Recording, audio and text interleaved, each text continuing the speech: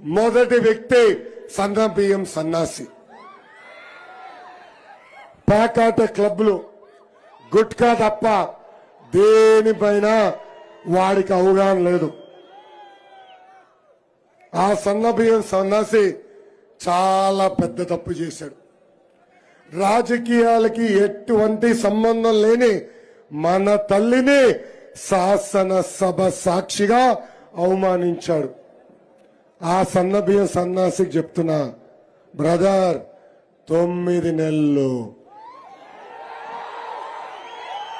వచ్చేది మేమే. కడ్రాయర్తో గుడివాడలో ఊరేగింపు చేపించే బాధ్యత ఈ లోకేష్ తీసుకుంటాడు. ఇంకొకసారి ఇంకొక తల్లిని అవమానించాలంటే, పేరెత్తాలంటే వాడు ఉచ్చబోసే విధంగా చేసే బాధ్యత ఈ లోకేష్ తీసుకుంటాడు.